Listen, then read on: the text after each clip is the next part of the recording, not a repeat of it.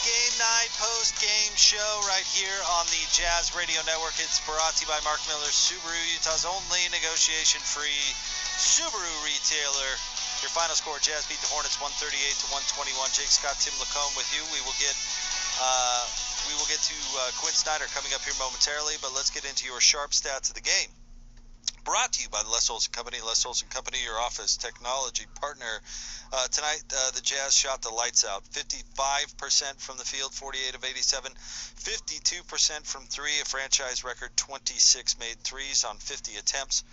The Jazz were led by Bojan Bogdanovic, who continues to be red hot, 31 points on 10 of 15 shooting. Donovan Mitchell added 30 on 10 of 18 shooting. He also had 5 assists and 3 rebounds. Mike Conley tonight, 16 points. Rudy Gobert, another double-double, 12 points and 15 rebounds. Royce O'Neal with 9 to go along with 2 assists. Royce only had 1 rebound tonight. That's kind of a weird phenomenon, the way he's been rebounding. No kidding. Joe Ingles, as we said, with a double-double, 10 points, 11 assists for Joe. He also had 4 rebounds. And Jordan Clarkson, 6'4", 15 points, 3 of 8 from 3. And it seemed like everybody shot the ball really well tonight. Yeah, it was a kind of a slow start. You know, the Jazz came out and settled and really didn't make Charlotte work very much defensively. Once they kind of broke that and started to kind of exert some force and will on the game, it really was kind of over. And a huge part of it, I mean, Bojan goes 7 for 10 from 3. You know, it's been a week ago or 10 days ago we were talking about, man, he gets back, look out. I would say look out because he's back. I think he's had several good games in a row here. Yeah, he's absolutely back and played well. Interestingly enough, and correct me if I'm wrong on this when I go back through the box scores, but he was the one who actually had a good game against the Nuggets, even in that loss. Mm-hmm. And he's kind of kept building on that since. And you knew it was going to come around with that guy. I remember, I think it was is it Mark Stein, the NBA reporter? I think that's who it was who tweeted out, if the Jazz are playing like this now, just wait until their best shooter gets right. And their best shooter, is right, and he's really shooting the ball well right now. And you know what's great about him too is, and you saw it again tonight, he's another guy. Like the Jazz traditionally don't play through anybody in the post.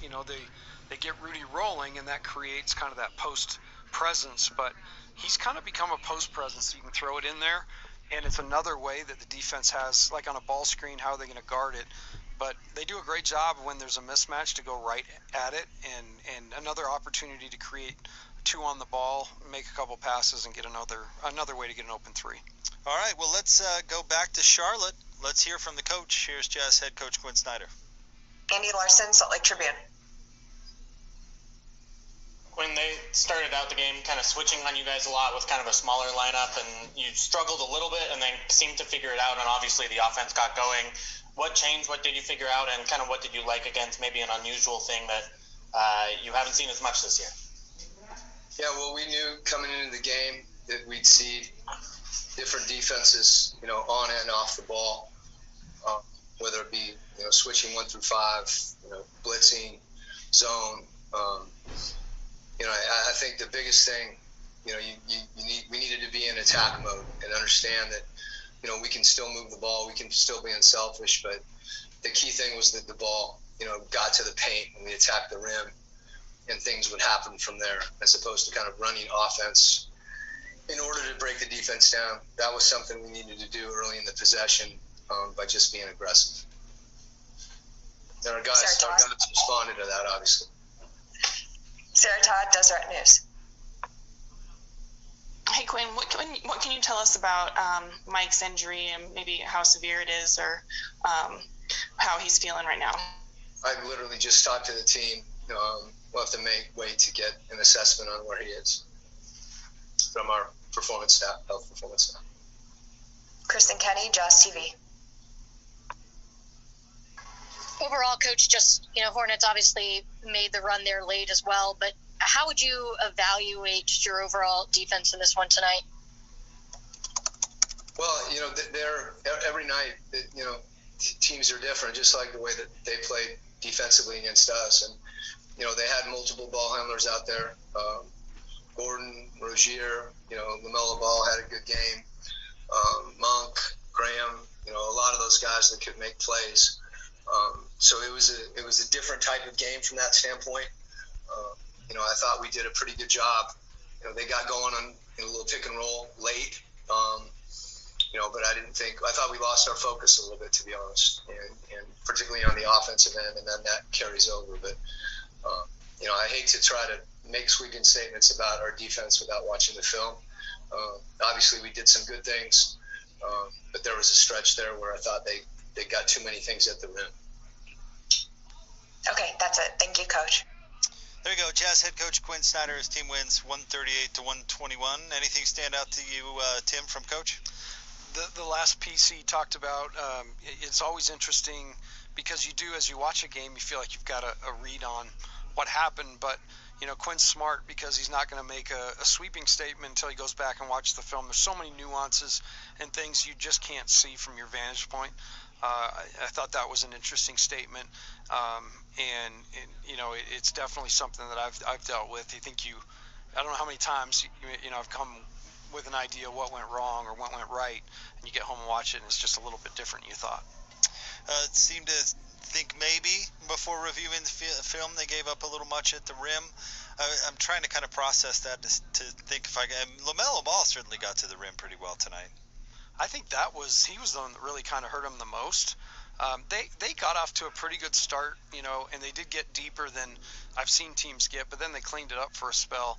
I think it makes a difference too when Mike's not out there, as much as it helps or is for offensively. I think he's proved that he's really good in pick and roll, and maybe just has a better understanding of angles and things like that. And you heard Coach Snyder not going to give an update, did not know about Mike Conley. The official report is he left the game with hamstring tightness. Now, people kind of shudder a little bit because he missed some games last year with hamstring issues, but it's the other hamstring, if that gives anybody any relief. Last year was the left hamstring. He went out tonight with the right.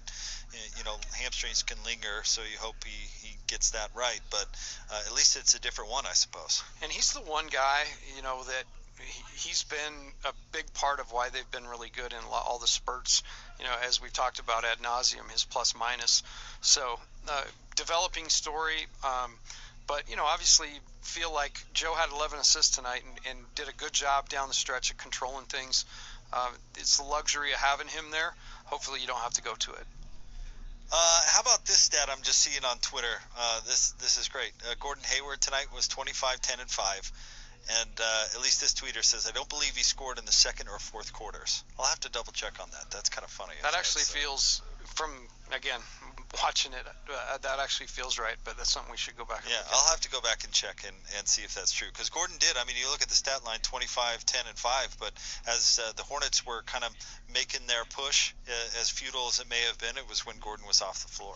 And I'm telling you, that's my honest to goodness, as I watch this, I know everybody had plans for this guy here, but it worked out for the best, and I just don't believe he's got the temperament that's that is required to be a leader on a championship contender. Well, I don't think that Charlotte is going to be a championship contender, so not at least not this year. At least no, at least not this year. Zeller seems to be outmanned a lot. He does, and you and I were talking about this. Very surprised that he was the fourth pick in the draft. And correct me if I'm wrong, but Giannis was 15 in the same draft. Was 15. Wow. All right, give me one more sec here, Tim. Tread water for one more second. I'm just funneling through to see if Hayward actually scored in the second and fourth. So Zeller's obviously was a great college player, but man, oh man.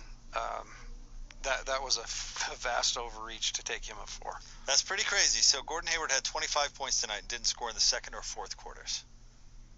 Way to go, David, on Twitter. That was a good observation by you. David's getting followed. Yeah, how about you come up with a nugget like that. That's amazing. Just score 25 points in a game, but do it, I guess, in a half. Well, we've seen it a little bit. Like we talked about Luka that way. It wasn't that dramatic, but there's, there was a chance there where Charlotte could have possibly taken that game over in the first, but it never really ends up that way because Jazz obviously we're going to have a run. But for him not to score in the fourth quarter is I mean, when they made their run. That's pretty interesting.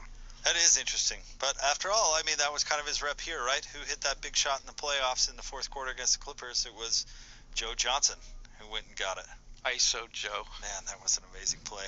His little run here in Utah was a fun one. I loved him, man. Seriously. You know what? He had a really cool personality. He really liked it here too. Somebody had told him to get a spot in Park City when he first got here, and he loved it. He loved it. He was just, up the canyon or whatever and out and away from everything. His run here was interesting. That shot, he made all his money. He was worth every penny they paid him just with that one shot in the playoffs. Yeah, we used to joke about that when we'd bring recruits in. Your goal was that they would help you win one game. That you tangibly say they helped us win that game. Yep. And most guys you could get there. But yeah, I agree with you. That was everything. Joe had his little deal kind of took on a life of its own around here too. It was fun to watch. It did. He was popular. He talked about the hot yoga and all of that. All right, go where love takes you in the all-new, completely redesigned 2021 Subaru Outback, available now at Mark Miller Subaru, the official Subaru partner of the Utah Jazz. Learn more at markmillersubaru.com. Your final: the Jazz beat the Hornets tonight from Charlotte, 138 to 121. We'll get you some player sound coming up right around the corner, right here on the Jazz Radio Network. Gentlemen, Valentine's Day is the one day all year set aside to celebrate her. It's really not the day to go small on the gift. This is your go big opportunity. And at Morgan Jewelers, we make it possible with our magical in-house financing. If you've got a job, then we'll say, yes, you can give her an eye-popping, half-carat, flashpoint created diamond in each ear.